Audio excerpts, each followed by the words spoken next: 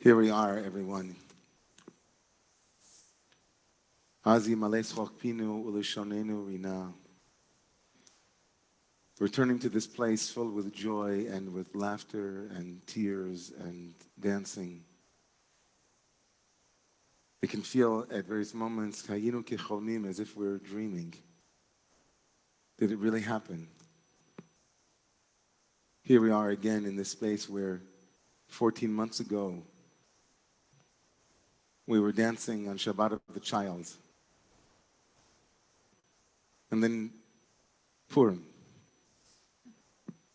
And so here we are.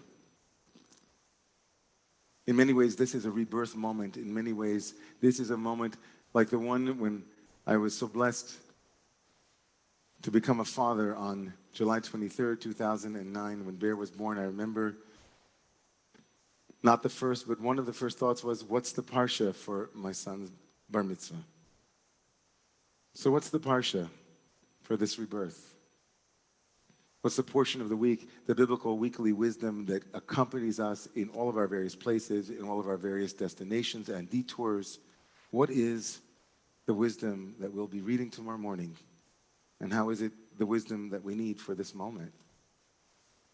Tomorrow morning, Parshat Shlach Lecha, the book of Numbers, brings us the story of the spies. 12 leaders, Anshe Shem, big shots. Leaders with pedigree, with resumes.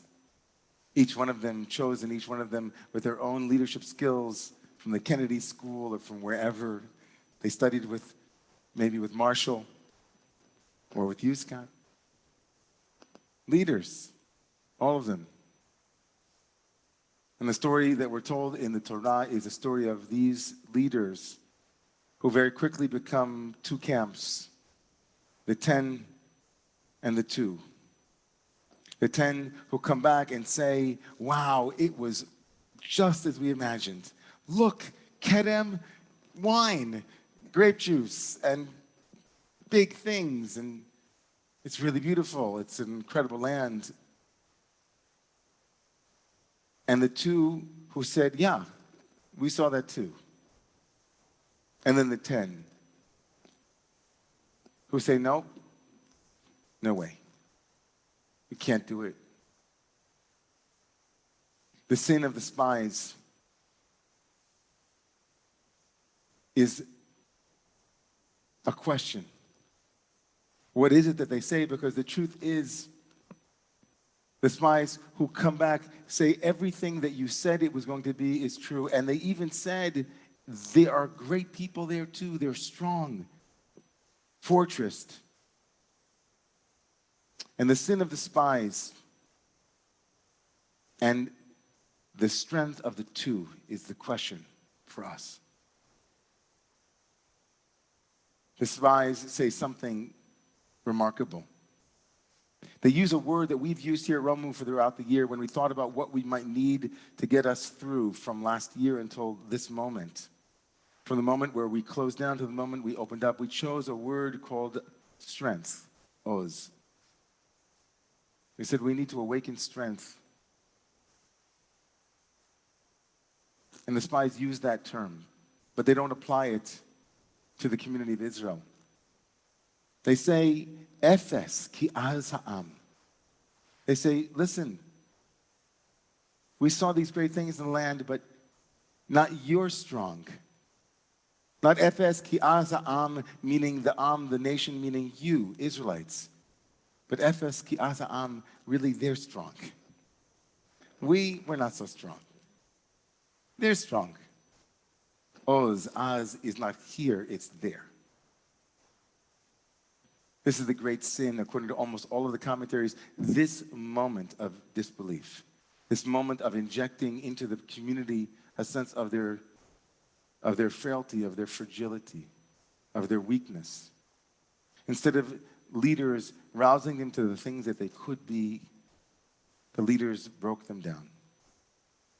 And yet the 2, Caleb and Joshua, these 2, they said, no, don't believe that.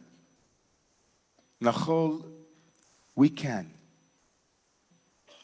Where did Caleb and Joshua get their strength? Caleb and Joshua, some argue, Rabbi Jonathan Sachs, Allah Shalom, the great Jonathan Sachs, argued that essentially we have here a story of fixed mindset and growth mindset. The 10 were with a fixed mindset. They saw failure and the possibility of falling as a deep, deep fear. And they pulled away. And so Rabbi Sachs said Caleb and Joshua somehow, maybe because of their ancestors, they were born with a growth mindset. I'd like to offer my own understanding of why Caleb and Joshua are special, what gave them the strength. I don't know if they were born into a community of growth mindset, as Rabbi Sachs invites. But I'll tell you, there's a midrash that really touches me and speaks to something that I've experienced throughout the year, and maybe you too. The midrash says that at one point, as Caleb and Joshua came into the land, they went to visit the cave of the ancestors, Ma'arat HaMachpelah.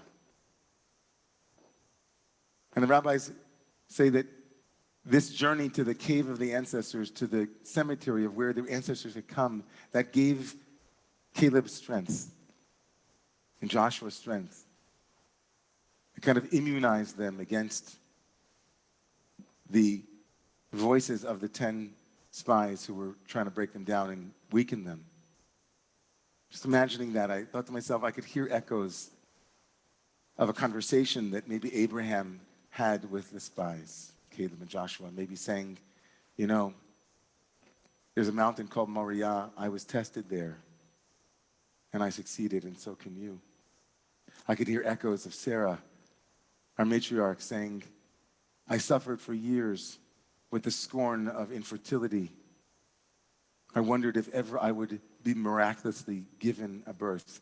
I succeeded, so can you.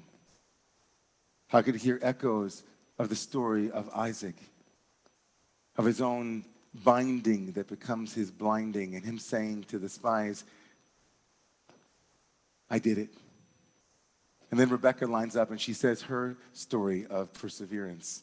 I had to leave my whole family behind, and then I had 2 twins I didn't really know, and it was confusing, and I went to seek out God, and I succeeded.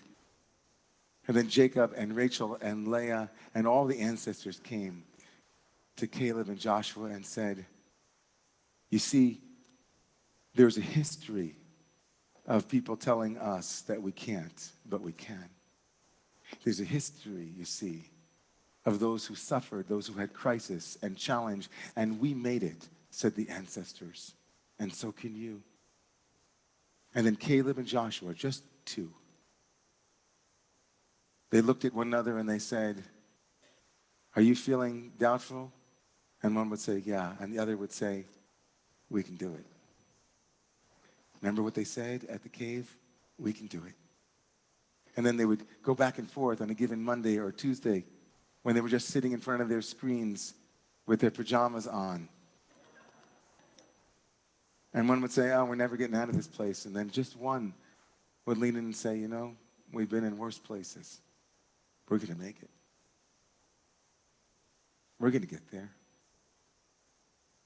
Caleb and Joshua might not have been born with a growth mindset, who knows? But more than anything, they knew that eventually 10 people would come along and say, they're stronger than us, and 2 would have to say, no, all it takes is 1 + 1. All it takes is one person, because we're stronger together. We lift each other up. It had to be Caleb and Joshua. The story could have easily had just Joshua. He's a big guy. Could have been Caleb. He's a big guy. But the Torah wants to teach us, oh, chavruta o mituta. Either we do it together or it doesn't go. And I can't stop thinking over the past 14 months, who has been the one that turned to you and said, you can do it. We're going to make it. Who was the one that called you, texted you, set up a Zoom call? Was it Marsha Meislin? Was it Karen Goldstick? Was it Elise or Danny? Was it Keith, Barbara? Was it Ramit? Was it Allegra? Was it Scott? Was it Larry? Was it Who was it in this space in your life? The place where you went as you traveled towards this promised land and had to stop frequently, maybe, to be replenished, to be reminded.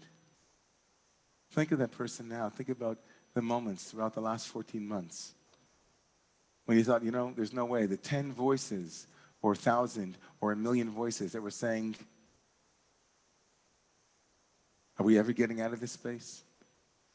Are we ever getting out of the downward spiral of despair? Efes ki azam. Tell you, when I think of those conversations, and throughout the year, I had a song that often went into my head. I would think about what is the line that keeps coming up, and it was from Tracy Chapman. Often in the middle of the day, in the first couple of months, I would hear Tracy singing in my ear, going, all that you have is your soul.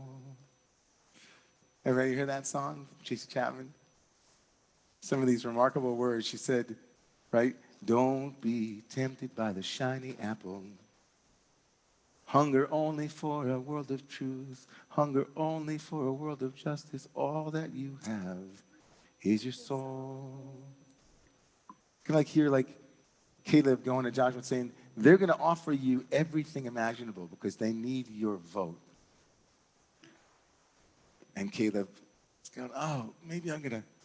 And then Joshua says, all that you have is your soul. All that you have is your soul. So here we come together tonight. We come together and we are the embodiment of something profound that Margaret Mead said.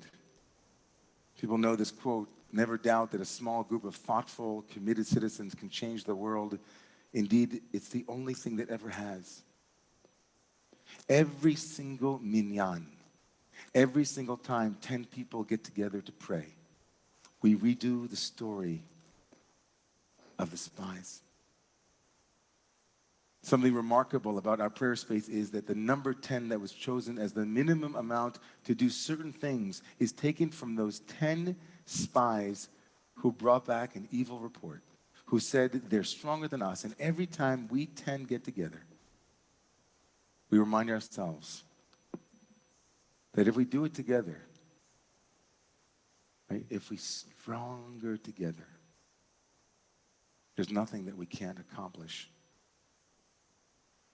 I think for me, that's the reason why we have at the end of tomorrow's wisdom the story of these fringes, these tzitziot that are clearly meant to remind us of Caleb and Joshua. Every time we wear these, it's as if they're whispering to us, all that you have is your soul. You can do it. So as we gather together, all of us here, and God willing, more and more of us together in the same space, it's a blessing to remember how far we've come, to remember how far we have to go, and to remember it just takes two. It just takes two to remember how strong we can be.